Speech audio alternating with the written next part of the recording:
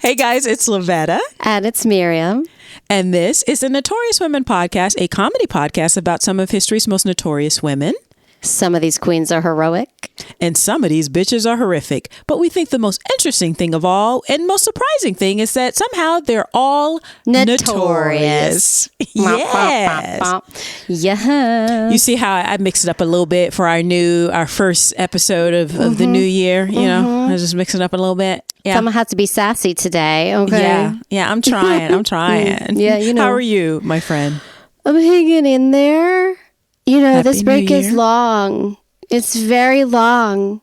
That's because you have children. Listen, for all my mamas out there whose children are still home in practically mid-January, I feel you. Okay? It's not mid-January. Can someone teach the children? Okay? Oh my You know what's God. bad, though, is that it's like, okay, just, play the video game. Just play the video game. Mama tired. Play the video game. I mean, when we were kids, we had TV, and now parents have iPads and video games. So, And I listen, when I was pregnant, I was such a good mom. When I was pregnant, we did not have screen time. Oh, no. Absolutely not. No, we were playing in the fields like Mother Nature bonded with my children. not frolicking. But You're then frolicking. I pushed and out came two children and reality set in. Okay. I mean, the good thing about twins is that you get it over with. You get 2 for 1. But the bad thing about twins is that you get 2 for 1. Yeah. You win some, you lose some. Yes, that's true. I never have to be pregnant again. But there's 2 tiny infants and they're both hungry. So Yes. Oh, they're so cute, little baby feet. But Oh, I know. I mean, it's a new year, new opportunity to do something wonderful. yes, I like it's your also- positive outlook. Yes. Well, I was going to say it's also an opportunity to choke a bitch out. Sometimes that is a positive outlook. Okay. I mean, sometimes you got to do that, but but I mean, one thing that is new also for this new year, 2025, is that we have a new arc. We have a new season that we're doing. Yes, we do. Notorious Women in Social Media. That's a lot, y'all. Yeah. That's a lot. I mean, I'm excited because I know you're first. I'm also excited because I didn't have to do homework over the break. I'm so mad at you. Okay. But I'm also very interested to see who your notorious woman is for this week. Notorious Women in Social Media. Oh, Lavetta, I have such a good one. Okay. No, okay. So I know that sometimes I bring the white ladies to the forefront, but today she is almost translucent. Okay. Okay, she's so white you could see through her. Okay. Not the translucent white lady. Translucent. White with 7 H's. Okay.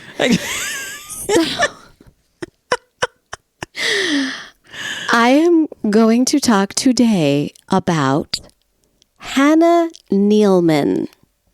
Hannah NEELEMAN. Okay. Right? I don't know who that is. No, because you're black and, it's just like, live in your luck, girl. Live in your luck. Because this is some white lady shit right here. Okay. Now, okay, so it's white lady foolishness. Okay. Okay. Like, I don't even know where to begin. I was actually discussing this with my husband because I usually have like a through line and a thought. Like, I know it sounds like all we're doing is just like spouting out people, but actually, like, I really do look to put a through line through people's lives. Like, what are we learning? What are we gaining? What can we get from this person? What am I getting? What are you getting? Right. But this woman right here, first of all, she's still alive and thriving. So, like, I'm not going to talk too much shit. So everything I'm saying is alleged. Okay. Yes. Everything is alleged. Yes. But also everything I'm saying was found from either the New York Times or the London Times or Wikipedia and a little bit of like social media stuff. Yeah. Oh, she's international. So, she's international. All right. Okay, let's start from the beginning. Yes? Yes, please. Okay. Please. So, she grew up in a Mormon family in Springville, Utah. She was the 8th of 9 children, and her parents owned a flower shop. Okay. Cute. Okay. It's pretty white. It's pretty white already, right? Yeah. Whoo. And Mormon white. This is like some Norman Rockwell painting, right? Did you know Mormons didn't think black people existed before 1974, so... No, honey, it was 1978, but that's fine. Oh, I'm sorry. Yeah. 1970. No. And then Reagan came to office, and I wonder if they were like, wait a minute, can we go back? That's probably too late. You know. Anyways. Now, was she born in the 80s, 90s, 2000s? She's like 34 now. That's okay. So, Yeah. 90s. Okay. Yeah. So she talked about how she grew up like foraging for food with her mother. Like they were hippies. Like she didn't even know that spaghetti could come in a can because it was just something you made fresh from your garden every Thursday. I made up Thursday. But that's how she was. That's how she saw life. Okay. Mm-hmm. It's a thin line between hippie and alt-right. Okay, that's all. Well, you said it. I didn't. About that. So, yeah. It's true, though. Someone says they make their own soap. Ask questions. Okay. Not everyone. Leave me alone. Okay. Anyways, so she grew up. She went to like dance classes, did the kid thing. Now, I got to say, right, that in Utah, as a lover of the show So You Think You Can Dance, I happen to have inside knowledge that these Utahians are very good dancers. I made up Utahian, but I like it. Okay. I mean, when you say dancing, like I've seen some Mormon dancing. I don't... No. I mean, like, listen, it's really fascinating. You mean they have a lot of dance culture, like dance class culture? Like class culture. And these... young white women are very sexy. They're just like, but they're like if you hear next up is, Kelly from Provo, Utah, she's going to kill it. And she's going to be all kinds of sexy, but But no hip hop. Listen. Because black people didn't exist. Lavetta, I said So You Think You Can Dance. Oh, okay. So I don't know why you just said the words hip hop when I said the word dance. And if you are new to this podcast, I'm kidding. Yeah, I forgot. I'm sorry. Listen. Yeah. Okay, it's not some of this newfangled nonsense that people from the streets are doing. Is that Glenn, the old man? It's so funny. I think he just stopped saying that because people are like, you sound old, dude. Well, it's also like when the show came out, hip hop had been an intricate part of our culture for so long. Like I love the show, but like I have known from the beginning that it's problematic. And I remember he would just be like, well, you can't do ballet. I'm like, yes, but the ballerina can't do hip hop. Right. Okay. Yeah. It's so, like, and also it's like it's so layered because it's like colonization and it's like also you say it in this British accent. Also, Len, why don't you spin around on your head? Go ahead. Spin around on your head. Yeah. No? Is it too hard? Oh, sorry. Yeah, but I mean, back to the Mormons who I guess are taking dance classes. Honestly, I'm kind of surprised because I grew up with some Mormons and I didn't think they were that much into dance, but they were not in Utah, so maybe. And I'm telling you, there's a thing which I think is fantastic. It's not a judgment. Oh no, not at all. It's it just seems like you watch the show, and all of the Utonians. I like Utonian better. They are so good. Okay. Okay. So anyway, so she did jazz and tap. And then when she was 11, a Russian ballet troupe came through and she watched them and she was obsessed. She loved it. So quote from her, quote, "They were like goddesses. I loved their physique and their strength." So she started taking ballet. She got very, very into it when she was 14. She went to a Juilliard summer ballet program. And then, so she trained very, very hard. Now, I read that at 16, she turned down a full scholarship to Brigham Young University in order to go to Juilliard instead. I'm just confused why any of this was happening when she was 16. Because Juilliard is a college. You go there as a college-aged human. Was she that good that they were like, she's a phenom? Okay. She's that good. Oh, okay. She's really, really good. That's a little early. It's not too early, but it's a little early. Yeah. So she lived in the dorms. She moved to New York City. She got a job as an usher at Lincoln Center. And it says that like to pay for school. But then she says she used all her money to like explore the cuisine of New York City, which ain't cheap. Okay. Yeah, cuisine. I mean, she's talking about, listen, pizza, bagels, Nathan's dogs. Who's it? No, it's not. It's papaya. Gray's papaya. Dogs, which is very close to Juilliard. Yeah, but girl, you shouldn't be eating that. Not if you're a ballerina. They want to see the bones in the back. Yeah, no, it's very true. Sick. It's a problem. Yeah, it's a big problem. Yeah, no, I know. And also like it again, like I said where I got my research. She talks about how she went to did pageants through high school and college. Like she continued to do pageants and she says she did that to help pay for school.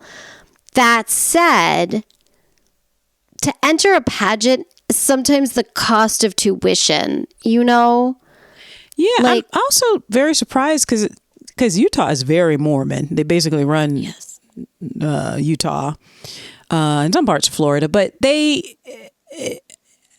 this pageants is that a thing with? I wouldn't think that was a thing with Mormons. Yeah, no, I'm telling you, the dance, Oh, okay. There is this, and there is, and I think because again I went down rabbit holes that Mormonism to some degree is adjusting to the world a little bit.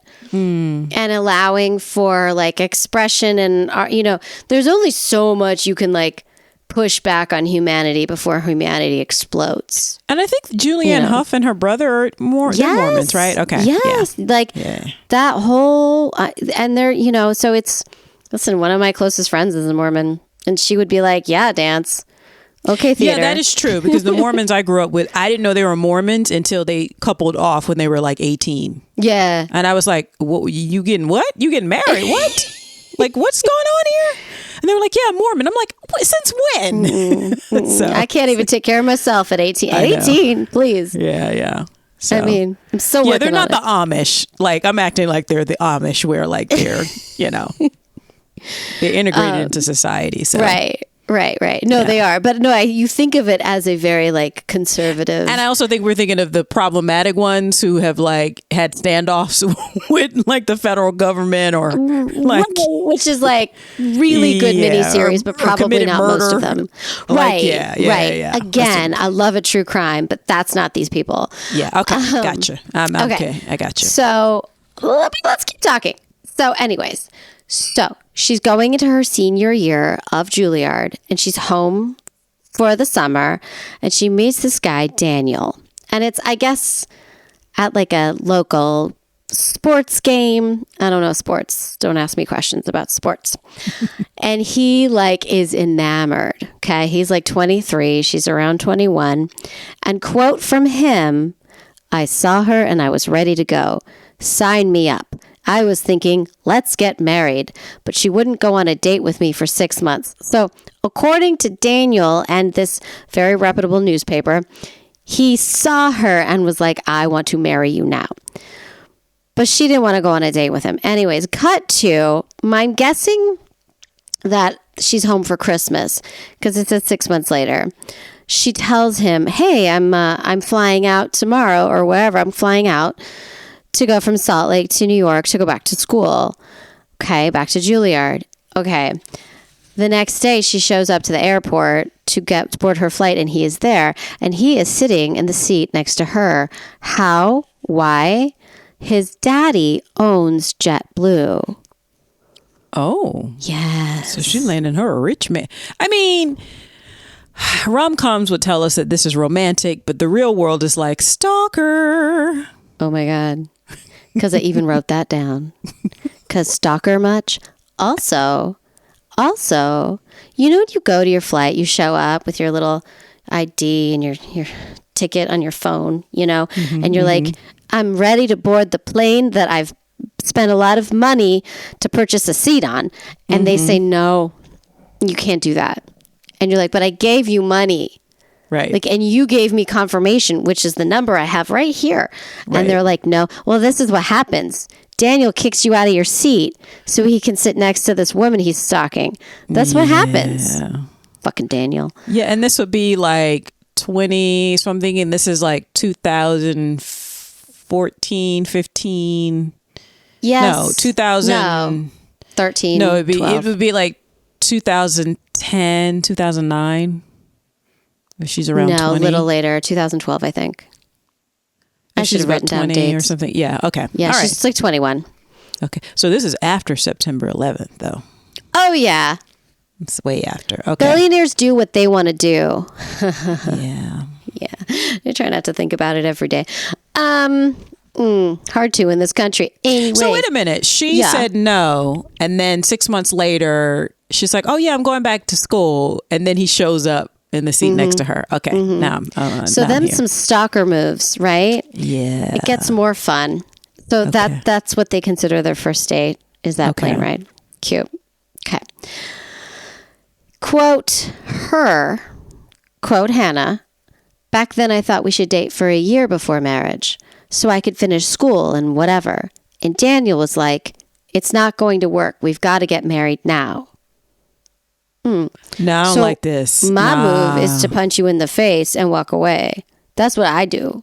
Okay. And also, if she went to school at 16 and she has one more year, she's like 19. She's like, right. Almost that's 20. That's why the numbers are weird because she's like she's around 21. But if she started at 16 going on 17, then that works. That's what I'm saying. She's like 19, 20. Like, yeah, she's like 20, 21. She's probably under, and he's 23, so he's a little bit older than her, which is fine at that age. And then he's like, we have to get married? Like, you can't wait a year? Okay, I don't like this. So they were engaged after a month. 2 months later, they were married. They moved into an apartment that he rented on the Upper West Side. As you well know, that apartment was $12,000 a day. And 3 months after that, she was pregnant. I don't like this. Okay. Okay. She was the first Juilliard undergraduate to be pregnant while graduating. Yeah, because hopes and dreams. See, this is how men use pregnancy to clip your wings. I have a theory, and I don't understand why he couldn't wait 8 months. Like, because he needed to control her. He saw her, he wanted her, and he needed to control her. Now, maybe he's so brainwashed he doesn't see anything wrong with that because the Lord put men to wed woman and whatever Bible quote you want to give me. But I'm going to tell you, world, not like you. No, I know what you're saying. I'm just disgusted at because I know you're right. Created the power dynamic in which he was able to hold the puppet strings for their entire lives. Under the guise of it being romantic. Because at this age, you don't really know that's what's happening. Like, even though there's a part of you, because it sounds like she probably doesn't have a lot of experience with boys. Then he's rich. He probably not bad looking. He's not good looking. He's fine. But you know what I mean? Like and I'm sure encouraged by her family. Oh, he comes from a good family. The family's a rich Mormon family. We're Mormon. Yeah. But I don't like the idea. It's like, dude, you couldn't wait fucking 8 months. Did she graduate though? She did graduate. Okay. It's my only saving grace is that she graduated. Okay. Now, here's what happened. Okay, ready? P.S. She defends him to the nth degree. She defends him consistently. That's the reason to get with a very young woman. Yeah. Who and grew up the way you quote did. unquote, train her up the way you want her, because she will always defend you and be like, nothing's wrong with it. This is what I want. Yeah, exactly. Okay. So he gets a job as the director of his father's security company. He earned that job. Stop looking at me like that. They moved to Rio de Janeiro, and before long they had 3 kids under the age of 4. According to one source, she continued to dance professionally at this time. I do not know how that worked out. I don't know who watched the babies. I don't even know. Well, I'm assuming, I don't know how Mormon in the intricacies of like childcare, but I would imagine also because he has money. Well, they have a lot of help, but also you can fly out her family to help. That's a good point. That's probably, I mean, I don't know, but that's the only thing that makes sense to me, because they eventually settle in Utah, and they basically, they purchased in 2017, they purchased a farm. Then that didn't work. So they purchased the next farm, which they call the ballerina farm. Okay. Because she's a former ballerina, because I'm sure he's proud of the fact that he bagged a ballerina, because men are assholes. You know bagged, it. Then bedded, then impregnated. Made those babies and her. Men are fucking assholes. Anyways, allegedly, I'm not calling him an asshole to his face. So they are in Utah. There is a quote from her. Okay. Our first few years of marriage were really hard. We sacrificed a lot. But we did have this vision, this dream. And then the article, it says that Daniel interrupts her and says, we still do. And then the reporter asks her, what kind of sacrifices? Like, what did you give up? And she says, I gave up dance, which was hard. You give up a piece of yourself. And Daniel gave up his career ambitions. Now let's talk about Daniel's ambitions for a moment. Cool. Working for his rich daddy? I mean, he worked for his rich daddy, his rich dad, like billionaire daddy, okay? So you don't have to work. He went to business school at the University of Utah. Now, I'm not saying that the University of Utah is not a good school. I have no idea. But I know that as far as really good business schools go, it's not on the list. It ain't Harvard. It ain't Harvard. It ain't Kellogg. There are places to go where you are actually good. I don't see it. I mean, if he went to business school, then his dream was to work in business, which he did, but just for his daddy. So I don't understand how that's a sacrifice. And then he really wanted a farm, so he took daddy's money about a farm. What do you wanted a wife to stay at home. Yeah, like, look where your wife is. It must be nice to be this delusional. God. Right. Why couldn't I have won that $1 billion in here in California? I know. I think it's because you have to buy the lottery ticket. Oh, okay. Yeah, first. I just want to live, 20 years as a delusional billionaire. God, that'd be nice. 2 years. I'll take 2 years. That's fine. And then I'll give it all away. But I want 2 years. Yeah. You definitely got to give it away because you can't spend all that money into charity and stuff. So no, I'm just going to buy a politician. That's how they do it now. It's fine. I'm just going to buy a good one. That's the only difference. Right? Yeah. Yeah, just buy a good one. Yeah. That's fine. Whatever. I play the game how the rules are written. Got it. We've rewritten the rules. Let's go. Okay. Let's go. But, okay. So she's like, we sacrificed. I'm thinking, no, you did all the sacrifice and popping out them babies. Right. Okay. He won't let her get a nanny, so they have a bunch of babysitters. He wants a date night once a week. Said babysitters will watch the kids once a week for this date night. He even says that he wished she were home more. He thought she would be more hands-on. They have, Lavetta, are you ready? 8 children. 8 children. Okay. So they have this farm. Okay. She started a TikTok on this farm. It now has 9.8 million viewers. Oh, she's one of these fucking trad wife women. Yes. So you got me. Because I'm like, I didn't even know what trad wife was until recently. I think you told me, and I'm like... I probably told you, because it's some white stupid shit, you know.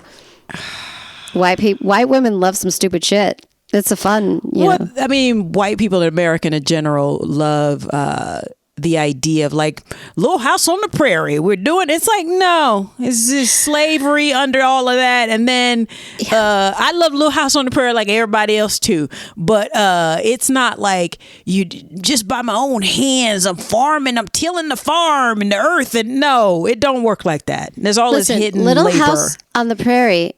They act like they had a choice and chose to live the way. No, that was just life, and Laura wrote it down. Come on.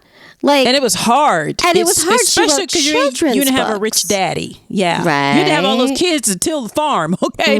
Get out in them fields. That's why you had to have 8 children. Okay. Right. and let's talk about this for a moment. These trad wives who have 9.8 million followers. They don't all have 9.8 million followers, but many of them have a lot of followers. Okay. Let's be very, very honest. Whether or not they need to be breadwinners, they are. Mm-hmm. When you have 9.8 million followers on TikTok, you are rich as fuck without your billionaire husband. So this whole idea that their house isn't also a movie set is ridiculous. That's her job. Her job is to act zen as she makes Rice Krispie treats from fucking scratch. No one ever needs to make a marshmallow. There she is with a baby on her hip by the Aga, which is an old-timey oven, which is like $35 million. Don't tell me they got an old-timey fucking oven. Don't. Here's what I would say. Yes. These motherfuckers. And then she's like, but I got it on sale. Bitch. You know, this is gonna... This is why I hate hipsters. Because they're the precursor for these fucking trad wife. Yeah.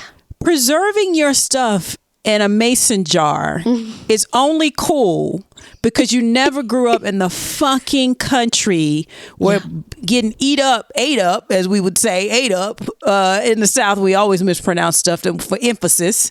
Ate up by fucking mosquitoes, dodging fucking alligators and snakes in the grass. Like, it's not glamorous if you had to do that to actually preserve actual food. It's only glamorous if you live in fucking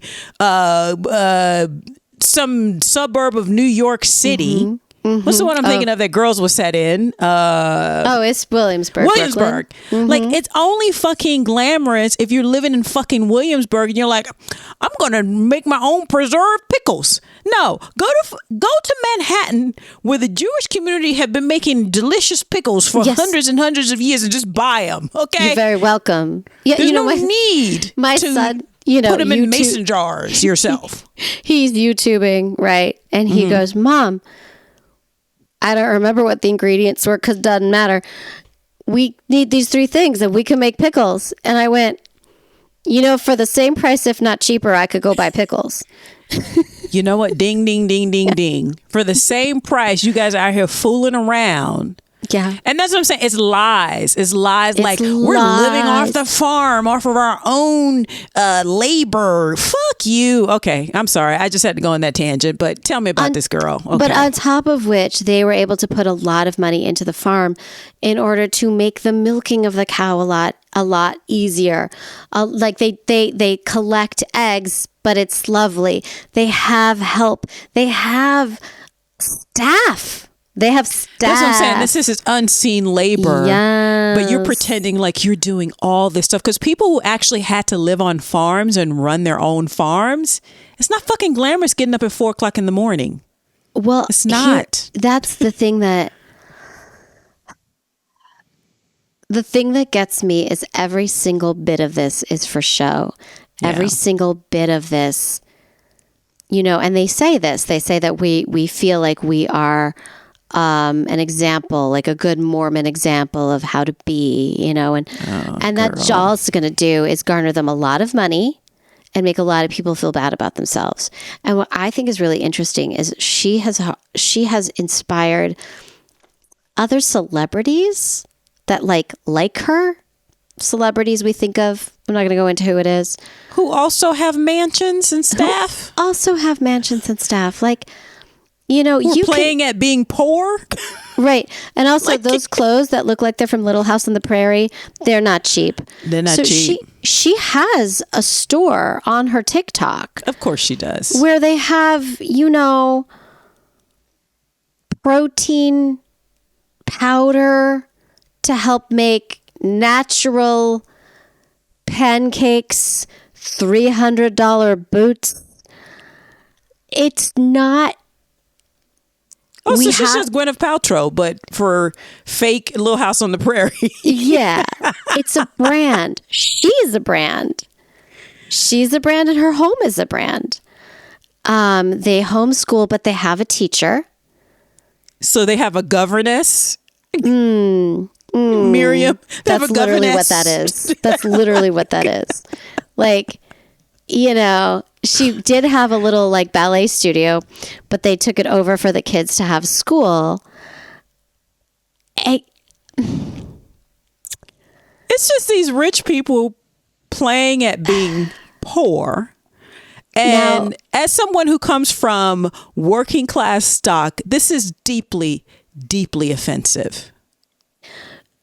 It's offensive because it's falsifying what it's like to actually live off land, create out of nothing, and to survive.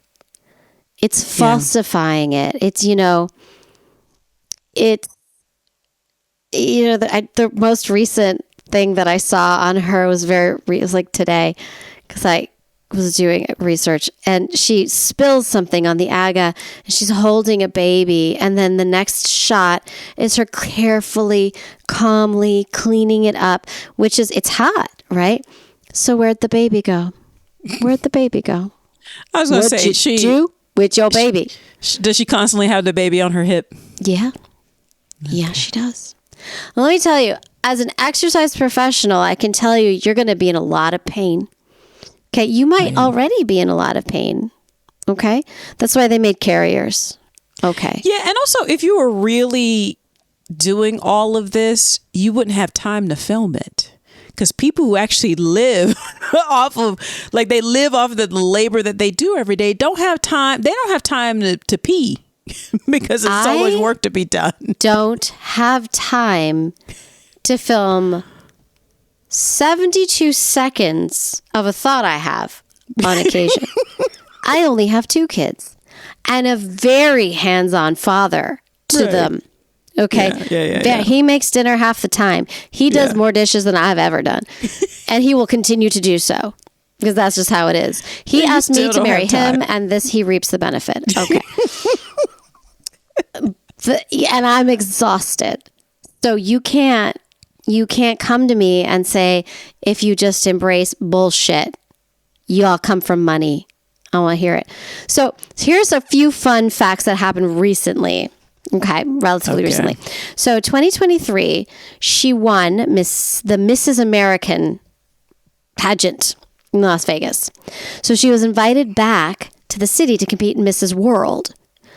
The Mrs. World pageant was 2 weeks after she gave birth, and she went to the pageant.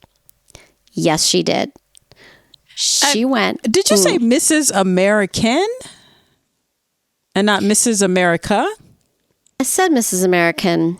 I don't know if it's different. Oh, well, because Mrs. America is a real thing, but Mrs. American definitely sounds like it could also be a real thing. Misprint. It could be a misprint, or I typed it wrong. Okay.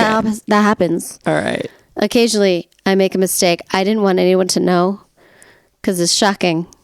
But well, yes. Also, I mean, to your point, what's also enraging about this as a woman is because a woman like this is held up to ridicule and criticize other women who, by comparison, are not living up to it because they don't have a rich husband with a lot of help and over 9 million followers. Now, the revenue that you're making from that. I don't know one woman who postnatally stopped bleeding before 2 weeks. Oof. Now, maybe you're not bleeding as heavily because a little known fact, if you've not had children and are looking to do it or not. I did not know this about the bleeding. This is one other reason not to have children. Oh, yes. It's a good one too, because it's not your normal pad, ladies. It's a diaper because the shit that's coming out of your body is a lot. Okay. It's not fun. No. Yeah. So it's a lot because your uterus has not shrunk. You were holding because you grew a person inside of you. Or in your case, you grew two people. Two ungrateful people. I'm fine. I love him so much. And then the world is like, when are you going to snap back? Oh, yeah. I'm going to snap your face. Now, listen, I will also say this as someone who works with bodies. She is tall and thin. She does have a frame that can kind of get back to that. Because she was a trained ballerina for most of her life. And also, there's shit rich people can do to fix things. And I don't even think it's probably very good for you. Oh, okay? Yeah. So please know that. You should not be competing in Miss World in heels and a bikini 2 weeks after giving birth. And also, she's still in her 30s and she has 8 children now. So she's been having children since she was like 20, sounds like. And she never had to have a baby, then get up and then go and work at Target. Yep. Work at Amazon. Yep. Drive Uber. Drive Lyft. To pay your bills. Pay your bills.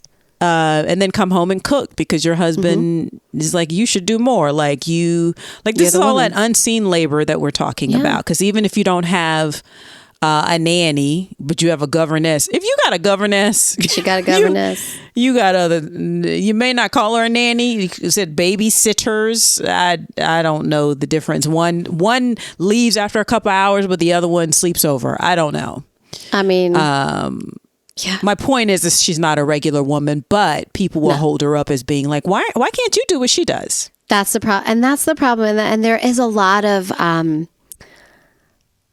want to be like her. And it's like, she's not like her. She's playing a part. So she does this pageant, and her followers, I don't know, doubled, tripled, whatever. Like, people were obsessed. She made it to round 2. She does the pageant, and she talks about how she felt empowered and blah, blah, blah. All that old boss bitch stuff. I feel empowered. Okay, stop it. So this past summer, this is when I first heard of her, because someone was like, "Oh, did you hear?" And I was like, "No." Because I do try to stay away from the white nonsense, but as a white person, it's very challenging. Okay. And apparently she had wanted and been egging on and begging for a trip to Greece. Like, that's what she wanted for her birthday. Now, it's what I want for my birthday every year also, and I don't get it. The point is, the man is a billionaire whose father owns JetBlue. So getting tickets to go to Greece should not be an issue, right? Billionaire, JetBlue. Kept talking about wanting to go to Greece. The man buys her an egg apron. An egg apron. What? That's an apron with little holes you can put eggs in when you pick up the eggs. Now a basket works better, I think. You crunch it less in case you have to lean down or something. But got her, talks about how he'd had it for a while, and she opens it like in front of her children on the Instagram, on the TikTok, right? And you could see her face, and you could see her like looking for tickets to Greece. And the problem with this, I will say, is not that she didn't go to Greece, because the bitch made her bed. But it's that you could see two things. They are either doing this to go viral, and get famous, or he's trying to control the situation by saying, you go to Greece when I tell you go to Greece. You don't ask to go to Greece. Neither of which I think is okay. Yeah, if he would not wait for her to graduate college by a year, he's definitely controlling. Yeah. And it only kind of works because he has money. But actually being controlled by a rich man is far more terrifying, I think, than being controlled by a poor man. Yeah. Because a poor man, you can get away from that motherfucker. But a rich man is a lot harder to get away from. And I'm looking at his smug face. And that's what I'm saying. It's not like he's like that hot. You know? Yeah, and that's what I'm saying. Like, I feel like, you know, what pick-me's get wrong is, and a pick-me, just so you guys know, is a woman who's always like, oh, pick me, I'm better than her. See, pick me. That's what a pick-me is. And like, pick-me's, what they don't understand is that you're never going to be good enough. He might choose you. You might be chosen. Yeah. But you're not going to be happier than the woman who's not chosen, because ultimately it's on whatever mood he's in. It really like your does. happiness depends on that. It reminds me of like books I've read about relationships and things that took place in the early 1900s and the late 1800s. And they are recreating that. But when I read those books, I'm horrified by what takes place. Like, they talk about more kids, and she's kind of like hemming and hawing, and he's like, oh no, we're not done.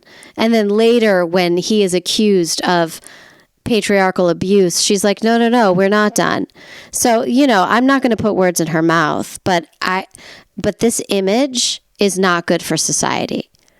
Is not helping.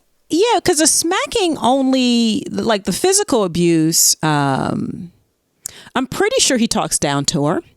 And he may not have ever hit her, but it's not until as you get older will you even recognize the talking down, like the demeaning language. Even the fact that you are online saying, you know, like you said, let's say they're not aware of it, right? And it is genuine in exchange between her and him. And she's like, I really, really want to go to Greece. I really, really want to go to Greece. Yeah. And for him to like set it up where you think you're going to go to Greece and then you don't, he got you an apron. It's like the equivalent of giving you a vacuum cleaner when you ask for a trip to Spain. Like, right. And we just won $8 million. Yeah, and it's also even more insulting that this motherfucker can well afford, because usually a poor guy, now a poor guy's like, he'd be like, well, baby, I can't afford a trip to Greece. Like, we can't afford it. And it's truly we, because we can't afford it, right? But a rich man whose father owns JetBlue, and he still doesn't get it for you, and I bet you she doesn't control her money. Well, that's what I was going to say. You know, he talks about how he wishes it was more patriarchal. And she's like, my parents always worked together, and so we're going to work together. And there is this argument. People say, oh, we see him holding the baby. You know, he does do the parenting. And I'm like, once again, you're seeing a lot of show. His baby? He has He's 8 children. Fucking father. Did you see him holding one child once? Yeah, fucker. You better. Also, you don't get a fucking medal for doing the bare minimum of holding a baby. Babies are delightful. Have you met babies? Babies are when they're adorable. Not crying. They're magical. Like, they really are. Especially if it looks like you. Come on. Right? So listen, I might get a lot of hate for this, but because people love her. They love her. Yeah, people who, listen, I am a independent woman, always been independent. It's exhausting being independent. Like, what is it Ali Wong said? I don't want to lean in. I want to lay down. I'm all for that. Yeah, okay. Same. The problem is not the woman wanting to do that. The problem is finding a man that would allow you to do that and still love you and not try and control when you have a baby, when you go to the bathroom, and like that whole thing about, like you said, he set the precedence when he booked the flight, showed up. Because she said, I'm not really interested in you. Yep. And some men feel like that's romantic. Like it's like, I'm just going to wear you down and da-da-da, right? So that's a red flag. But then forcing us to be together and you get pregnant before we even get married. No. They got married. They didn't. He wanted to have sex with her, and that's why he's like, I gotta get married right now. I mean, my point is like, forcing the issue. Like, we're getting engaged a month later, we're getting married, like, and then we're having a baby right away. Like, that's what I mean. Like, dude, you couldn't wait 8 months, and like, when they're that young, you could say, oh, it's just young people are so impatient and they just want to do it right away, but. No. It's also like, why are you in a hurry? Like, I had friends who did theater and dance, and they were married. They weren't on a farm. Is it that he's just like, oh, some guy at Juilliard's gonna lock you down, so I need to lock you? Well, they hadn't locked her down 3.5 years up to that point, so. Or no, you would get famous. You would get. See, that's what I think because she was that good. That's what I think it was. She had traveled. She's amazing. Yeah. You would get famous. You would get tours. You would meet the queen. Oh, no. I need you on my farm. And also, what's the good in being married to a rich man if you don't get to enjoy being rich? Like, do you know? Like going to Greece when you feel like it. For me to be a trad wife, let me tell you my rules. Okay. First of all, bare minimum, you're a billionaire. Okay. Right. Bare minimum. Right. I'm telling you what you're giving your money to, what causes are close to my heart. Right. Yes, not your heart, my heart. Where we're going, where we buy houses, and the staff in which will clean said houses and take care of them.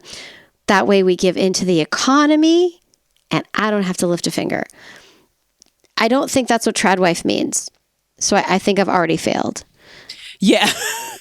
Yeah. And I mean, she's still young, so I'm hoping she wakes up to the fact that, but I don't know, this generation is very preoccupied with how they're being perceived.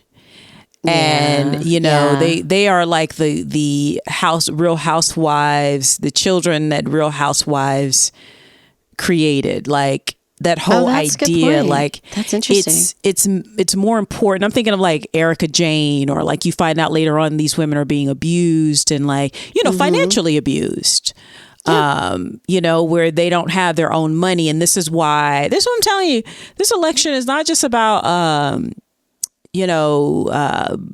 queerphobia and hate. It's also about putting white women, specifically white women, back in their place and back in the kitchen. So they having these babies.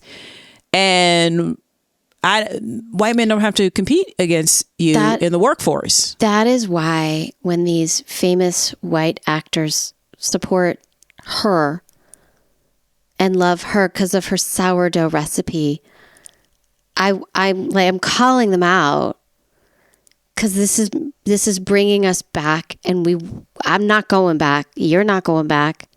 Fuck that. At the very least, we have to call it out. At the very least, you have to call it out. Yeah, and he's similar in age to her. He looks a lot older than her. He's just ugly, honey. And it's also because we know what he's been doing and we know what he is doing.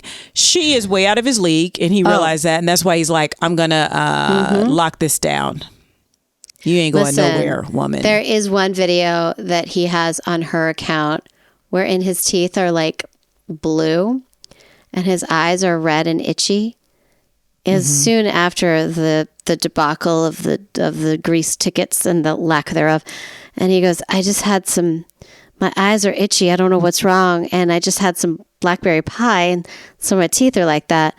And all the comments are like, blackberry pie does not do that to your teeth. She's trying to poison you. So I would like to end this episode with some hope. Okay. Some thoughts and prayers to him. Right now, she's your kind of notorious woman, where she's problematic, but famous. And then she'll turn into my kind of notorious woman, where she's killing motherfuckers. I'm hoping this is just a part one. Well, on that note, that wraps it up for the latest episode of Notorious Women. Guys, remember to follow us on all the things. Also, if you want to support the show financially, you can do that at our patreon.com. I mean, listen, we don't need 9 million followers. We'll take a million.